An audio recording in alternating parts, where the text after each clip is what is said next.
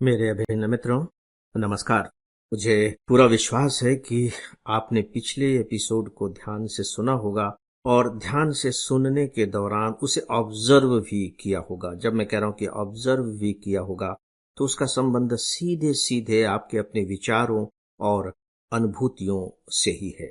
पिछले एपिसोड में मैंने केवल एक बात सिद्ध करने की कोशिश की थी, वह भी अलग अलग परंपराओं की बात करते हुए, और वह यह कि जो ब्रह्म है, परमात्मा है, ईश्वर है, वह मूलतः आनंद स्वरूप है। यानी कि जब भी आपको परमात्मा की प्राप्ति होगी, तो सीधी सी बात है कि उस समय आपको आनंद की अनुभूति होगी। अब ये बात अलग है कि परमात्मा की प्राप्ति होती कैसे है। उसके लिए अलग अलग तरीके बताए गए हैं, जिनकी चर्चा मैं अपने पिछले एपिसोड में कर चुका हूं। गीता इसे ही कहती है कि कर्म के द्वारा परमात्मा की प्राप्ति हो सकती है। उस पर हम आगे आएंगे।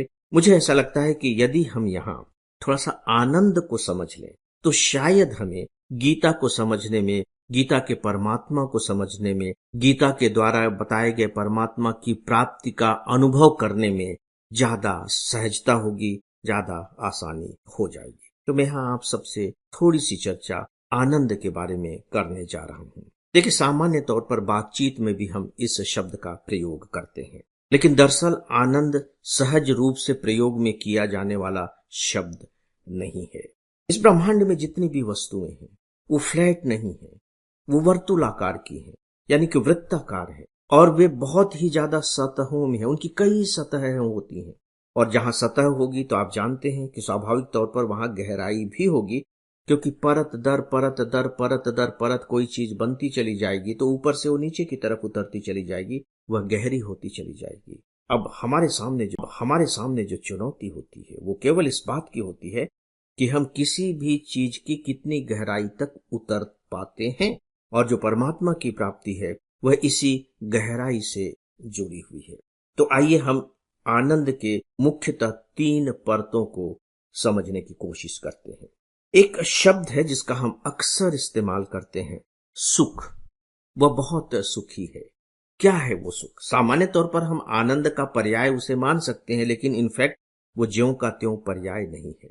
देखिए, जो सुख है उसका ज्यादातर संबंध भौतिकता से होता है, या यूं कह लीजिए कि उसका ज्यादातर संबंध हमारे शरीर से होता है।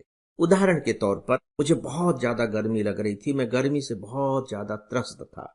किसी ने कूलर लगा दिया, पंखा चला दिया, एसी चला दिया, तो मुझे उस गर्मी के दुख से छुटकारा मिल गया, मैं उस त्रास से मुक्त हो गया।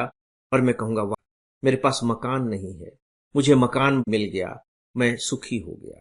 मुझे पैदल चलकर जाना पड़ता था, मेरे पास साइकिल हो गई, बाइक हो गई, कार हो गई, मैं सुखी हो गया।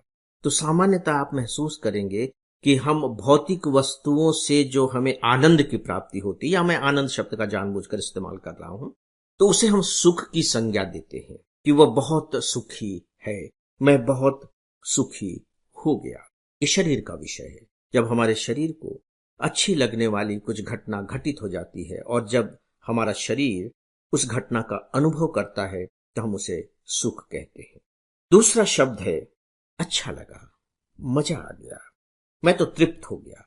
अब आप देखिए कि अच्छा लगा, मजा आ गया, तृप्त हो गया, इसमें भी कहीं ना कहीं सुख की झलक है, क्योंकि बिना सुख के तो कोई चीज अच्छी लग ही नहीं सकती।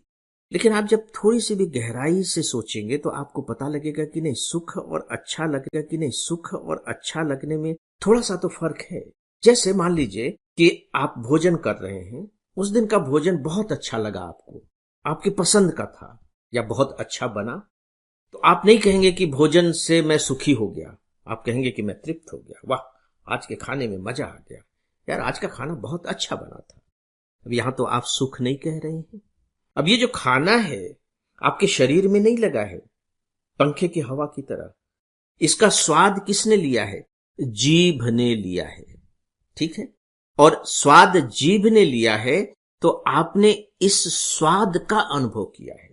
तो ये जो स्वाद का अनुभव है, आप देखिए कि थोड़ी सी गहराई में चला गया है। शरीर का जो अनुभव है वो तो बिल्कुल ऊपरी तौर पर है। जैसे मान लीजिए कि मुझे चोट लग गई और उसमें दवाई लगाने के बाद मेरा जो दर्द है वो खत्म हो गया, तो मैं सुखी हो गया। वो शरीर तक सीमित है। नो डाउट कि जो भी हम अनुभव करते हैं वह अपनी चेतना के द्वारा ही करते हैं, मस्तिष्क के द्वारा ही करते हैं, हृदय के द्वारा ही करते हैं। लेकिन यहां जो आप कह रहे हैं कि अच्छा लग गया और मजा आ गया, वह एक अलग तरह का अनुभव है, वह एक अलग तरह का सुख है। जब आप एक म्यूजिक सुनते हैं या एक अपनी पसंद का गीत सुनते हैं तो आप क्या कहते हैं? मजा आ गया, अच्छा लग गया, अच्छा लगा। यही तो हमारे मुंह से निकलता है। मैं सुखी हो गया कभी मुंह से नहीं निकलता है। इसका मतलब यह हुआ, मैं बहुत ही संक्षिप्त में अपनी बात रखने की कोशिश कर रहा हूं, कि ये जो अच्छा लगना है, जो मजा आना है, जो तृप्त हो जाना है, ये भौतिक शरीर से अंदर जाकर कहीं मन और हृदय का विषय अधिक हो जाता है। मन और हृदय, उसमें एक तरह के रस की अनुभूति होती है। देखिए, जब आप अपनी पसंद की फिल्म देखते हैं तो आपको एक रस की अनुभूति होती है। इसको देखते हैं, चरित्रों को देखते हैं, कहानी में आप कभी कभी डूब जाते हैं और आप जान रहे हैं कि जो पर्दे पर चल रही है वो कहानी है, जो एक्टिंग हो रही है वो झूठ है। लेकिन इसके बाद आपने कभी न कभी तो पर्दे के दुख को अपना दुख समझ करके रोए ही होंगे, पर्दे के हंसी मजाक को अपना हंसी मजाक समझकर उसके साथ खिलखिलाए भी होंगे। ऐसा क्यों हुआ? इसलिए क्योंकि उसको देखने के बाद आपके अंदर एक तरह का रस निकला और उस रस ने आपके पूरे के पूरे बॉडी की केमिस्ट्री को बदल दिया। उसका प्रभाव हमारे मस्तिष्क पर हुआ और हम उसी तरह के एक्शन करने लगे। हमारा व्यवहार बिल्कुल उसी तरह का हो गया। ये दूसरा स्तर है। अभी जो तीसरा स्तर है, ये अद्भुत स्तर है, यह आनंद का स्तर है। और इस आनंद की जो अनुभूति करता है वह हमारी चेतना करता है। आनंद की अनुभूति हमारी चेतना करता है। यह थोड़ा सा अपने आप में बहुत ही रेयर अकेजन है। यह रोज घटित नहीं होता। यह जो आनंद है यह कभी कभी घटित होता है। और जब घटित होता है तो ये मान करके चलिए कि आपकी मुलाकात ईश्वर से हो जाती है। उदाहरण के तौर पर मैं एक छोटी सी बात कहना चाहूंगा। अभी T20 मैच में भारत और साउथ अफ्रीका का मैच चल रहा था। भारत लगभग हारने की कगार पर था, लेकिन उसने कर्म के सिद्धांत पर भरोसा किया और वह जीत गया। जीतने के बाद जो भारतीय टीम के कैप्टन थे उन्होंने क्या किया, याद करने की कोशिश कीजिए। वो मैदान तक झुके घुटनों के बल और उन्होंने मैदान को चूम लिया। मैदान को चूम लिया, ये क्या बात हुई? मैदान को क्यों चूम लिया? क्या हो गया था उनके अंदर? इसका भौतिक विश्लेषण नहीं हो सकता, इसका साइंटिफिक विश्लेषण नहीं हो सकता। एक ही बात दिखाई देती है कि इस जीत ने उन्हें अंदर से इतना अधिक रोमांचित कर दिया। और यदि हम गीता की भाषा में बात करें तो हमारे जो कैप्टन थे वो अंदर से इतने अधिक आनंद से भर गए कि उन्हें यह लगा ही नहीं कि ये जमीन तो चूमने की बात होती नहीं, इसे मैं चूम करके क्या करूंगा, क्योंकि वो जमीन तो मेरे चूमने का एहसास कर ही नहीं सकेगी। लेकिन उन्होंने ऐसा किया। इस तरह के जो एक्शन होते हैं वो आनंद के चरम पर होते हैं।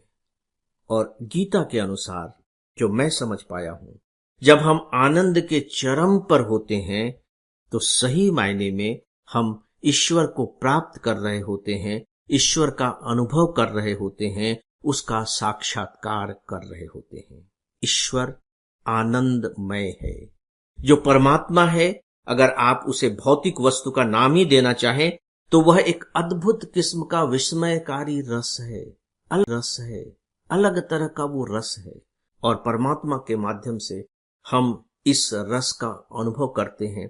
और जैसे ही हम उस रस का अनुभव करते हैं, मीरा नाचने लगती हैं, चैतन्य महाप्रभु गाने लगते हैं, अपने अपने ढंग से सभी प्रतिक्रियाएं देने लगते हैं। कुल मिलाकर आज के अपने इस एपिसोड में मैंने आप सबसे आनंद की ये जो 3 सतहें हो सकती हैं उनको बताने की कोशिश की। और मेरा उद्देश्य यह भी था कि यदि आप इसे एक बार समझ सकेंगे तो आपके पास जो भी वस्तुएं हैं आप उन्हें ऊपरी सतह से नीचे तक जब ले जाने की कोशिश करेंगे तो जीवन की गुणवत्ता पर डेफिनेटली पॉजिटिव इम्पैक्ट पड़ेगा। तो आज बस इतना ही। अंत में मेरा प्रणाम स्वीकार करें, मुझे अनुमति दें।